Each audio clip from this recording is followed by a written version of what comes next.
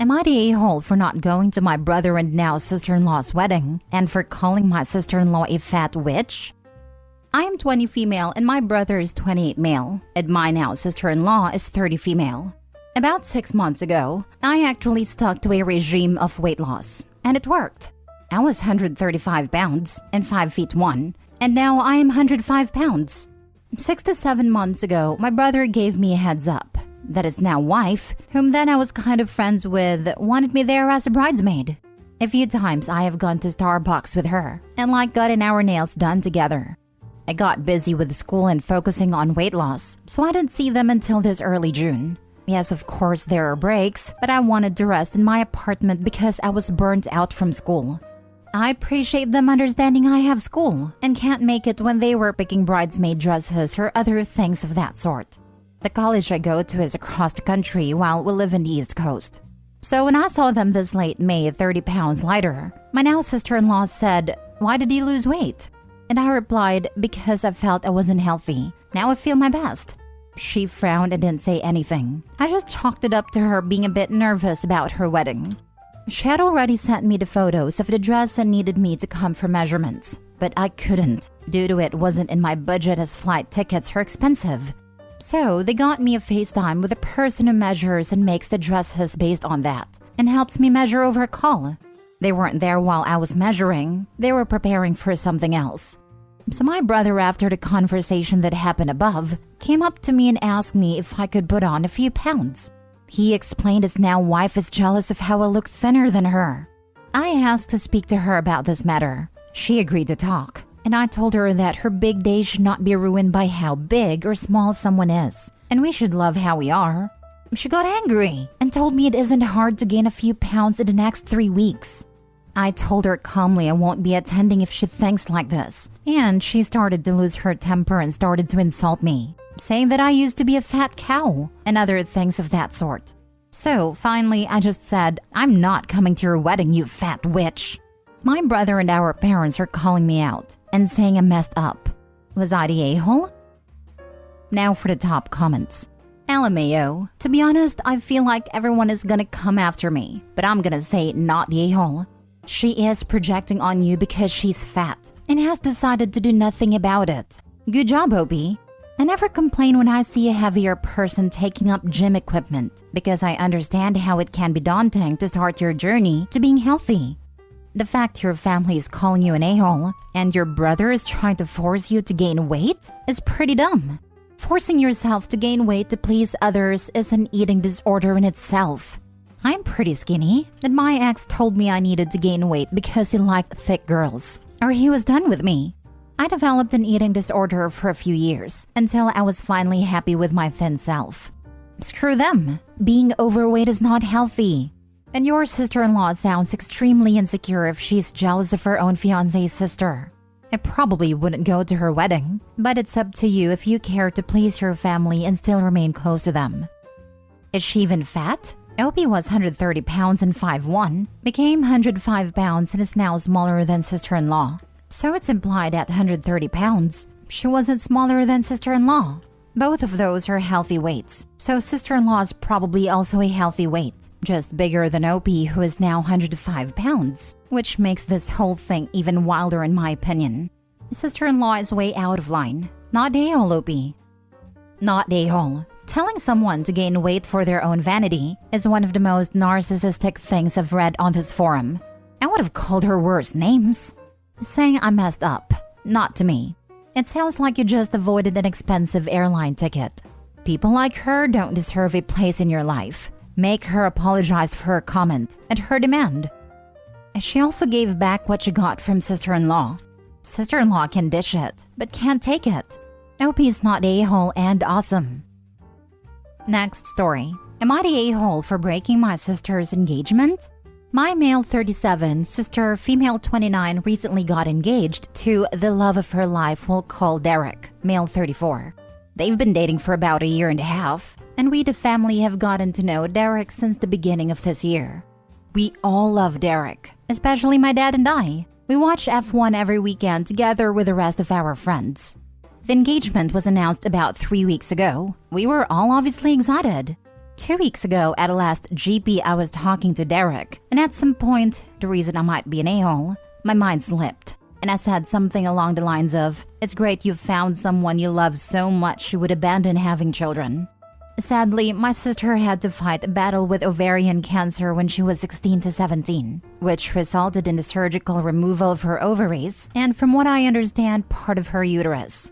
Now, I didn't think much about my comment, but turns out she never discussed this with him. It was like a dropped a nuclear bomb of information. He said now it made sense why she always avoided discussions about children. Well, needless to say, the engagement broke, and they have now separated. And in the eyes of my sister and mother, I'm the a-hole who separated my sister from the love of her life. Everyone sucks here. Obviously, your sister shouldn't have lied and should be honest with him. So it's her fault the engagement ended. But also, what a horrible thing to say to someone.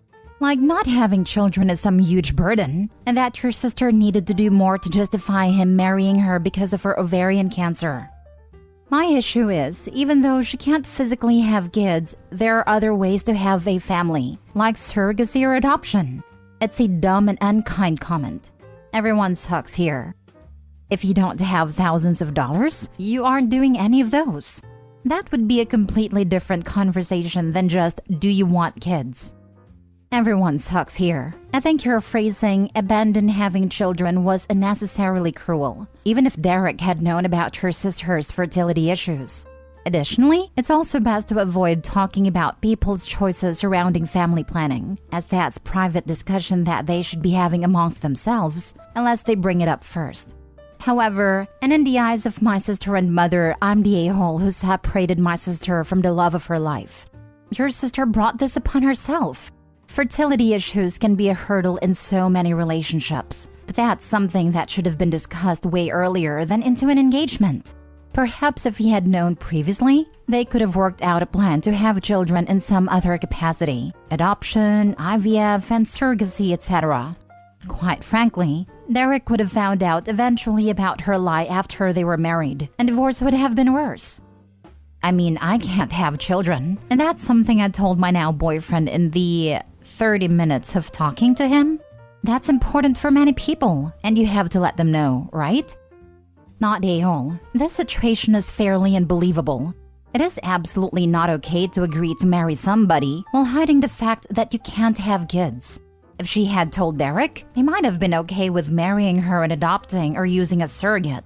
The reason their relationship ended isn't because she can't have kids. It's because she didn't tell him that, and now he can't trust her. Next story. Am I the a-hole for not wanting my girlfriend to repay her school loans to her parents? So my girlfriend and I are planning to move in together after 3 years of relationship, and money came up as a point of discussion. We are both fine with splitting up expenses in a 50-50 manner. We live in the EU. She is in university while I am soon to be working as a decently, but not greatly, paid government employee. The problem is that my girlfriend years ago chose to move to a big city and study at a private university instead of a public one. Her parents, likely being overconfident in their economic possibilities, decided to pay for my girlfriend's studies, but at the condition of being paid back as soon as she gets working. Seeing that she could have chosen a public and cheap uni instead. And now she has to repay about 50,000 euros in a country with a median net salary of 20k. My girlfriend's degree is not really marketable, and such a debt would cripple her/our start in life, hurting us much more than it would hurt their parents not to get the money back. As an addition, my opinion is that parents should facilitate their kids' life, and they should not expect children to be economically neutral or positive to them. My girlfriend assured me that she would pay her parents back from her own salary. But really, that would be money coming out of our already thin paychecks, and I would end up needing to compensate for her initially low and then even lower salary after the loan payments. I told her that I do not care for her parents, and I feel morally fine cutting ties with them. I told her that we as a couple need to make us two a priority, and that I do not want to be collateral damage of her and her family's irresponsible decisions. I'm not suggesting to flip off her parents, but politely explain to them that we have a serious need of money, and they don't. She proceeded to get mad, reassuring me that we would not feel any monetary damage, which is literally untrue, and that eventually we will be fine. Now for the comments before reading the mini update. You're the a-hole. You don't have to live with her if this is so bothersome to you, but she owes her parents this money back. Your opinion that parents should facilitate their kids' life and they should not expect children to be economically neutral or positive to them. It's just that. Your opinion. It doesn't really matter to anyone but you. Exactly. And that's so mature of her to pay them back. Because she gave them her word and she is keeping it. And you do tell a lot about yourself that honestly, she should think twice about. My kid has a job in her own apartment. She's insisting on paying me back for car repairs. I didn't have parents who cared enough to help me. Actually, no parents at all. So I very much want to help her out. This agreement was around before you were in a relationship with her. You want her to forgo repaying a debt because it might dip into your finances? If you can't handle having merged finances, don't get married or live together. You're the a-hole.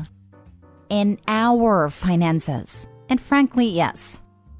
Dude, what do you think would have happened if she borrowed money from a bank? You can't just stop paying back your debt. Do you want to alienate your girlfriend from her family? Because attempting to get her to not repay the debt is gonna cause some conflict. You're the a-hole. Oh lord. So you just decided her parents no longer need to be in her life? Just because? Oh boy, you're at it. Very unfortunate that you took the one comment not calling you the a-hole and saying everyone else is wrong. Because he would rather lose family than money. Not his family, of course. Hers. The cute thing is, he thinks they will never need them in their life to cut ties with them. Future abuse flag. Pushing for family isolation. Edit/update. I'm done getting lynched. Most of those who commented did not read my post, did not get my point, downvoted my explanations, and know nothing about me, my girlfriend, and our relationship. Obviously, the downvoting of my clarifications reflects the need to light up my straw man, and I don't see any reason. I think I have been polite and discursive, and I have only gotten insults back. Probably shouldn't have asked teenagers how to handle adult life. I initially kept it out of the scope of this post, but I did help her these last times financially. I do not hold it against her, and I do not want her to pay me back. I want her to have a successful life, even if eventually we might not end up forever together. I don't want her to cut ties with her family, and I would hate for it to happen. That's why I suggested talking and explaining. I have been accused of wanting to control her money. Apart from the ridiculousness of the fact that I am barely trying to control my money, I have been getting groceries for her out of my €500 salary. I won't blame my girlfriend. I advised her against it. But ultimately, she made a choice as a 20-year-old something inexperienced girl. But her parents should have known better. Ultimately, I don't want to be the one paying 90% of the rent, utilities, and food because we need to repay a useless debt. I wish to establish a thorough and well-thought plan to make a family of us. Morally, it's wrong to fleece her parents, but it's more wrong to cripple us two for a decade. That makes me the a-hole, but it makes an a-hole that has a point. A valid one. Last story. Am I the a-hole for ignoring my in-laws when they don't use my actual name? The first time I met my in-laws, they called me Rose. My husband, then boyfriend, told them my name was Rosie, but for some reason, they assumed my actual name had to be Rose, and so that is how they first addressed me. I corrected them and said it was actually just Rosie. Father-in-law was like, "Oh, not a nickname?" I said, "No, not a nickname, my legal name." They both made faces, and I was kind of freaked out because while I have been asked before what Rosie is a nickname for, nobody outside of my third grade teacher made such a big deal over my name. After that, they tried a bunch of different Rose names to see which one it was. My husband told them repeatedly that my name was nothing but Rosie. Not really sure if they didn't believe us, or were hoping I would adopt one of them. I have been called Rosalie, Rosalind, Rosemary, Roseanne, Rosabelle, Rosella, Rosamond, etc. Each time they have been corrected. After a little while of calling me Rosie, they just went back to saying Rose. They have introduced me to others as Rose, called out my name as Rose, and they won't stop. Now that I'm about to be a mom myself, I am less patient and understanding of this, so I started to ignore them when they call me Rose. They dislike that. Last time, I did it in front of other people my in-laws know. My husband was laughing so hard and said his parents' rude behavior deserves being ignored. They feel like I'm petty and say Rose just sounds more like a grown woman than Rosie does. And why can't I let them call me Rose? I told them because Rose is not my name, and they are trying to make a point about my name, and I do not like it. They told me at the very least I should not be ignoring them like that in front of others, and it's embarrassing to call me Rosie in front of other adults. Am I the a-hole? Not the a-hole. Or you can ramp it up a notch and call them something completely different than their names. You could literally call them mother-in-law and father-in-law and tell them that works better for you. Or Eleanor and Richard. Those sound like grown-up names. And make sure to call them the wrong names in front of others, like their friends. I have a feeling they will feel embarrassed and disrespected, though from the sounds of it, I don't know if they will truly get the point. May get them to make the change, then call you the right name anyway, though just to stop you. Nah, they will go straight with offended. More so when she points out that this is the exact thing they do to her. Boomers really don't like the taste of their hypocrisy. Not a-hole. They're super disrespectful. I'd name my kid something like Jenny or Billy instead of formal versions, just to take them off. Our son will actually be Dex, not Dexter, or any similar formal name, so we know there is going to be some unhappiness there. I once had a high school teacher call on me using my sister's name. I knew he was talking to me, but I ignored him. He asked why I wasn't answering, and I said, well, that's not my name. If you want my sister, she's in Kansas attending college. If you want me to answer, I respond to Little Red. He didn't appreciate being called out in front of the class, but the teacher never called me by sister's name again. Not the a-hole. If they don't want to get ignored, then they simply need to call you by your correct name. That is your name, so they shouldn't be embarrassed. And if they introduced you properly to people, then they wouldn't feel embarrassed to call you by your real name. You aren't the one being petty. They are for refusing to use your name.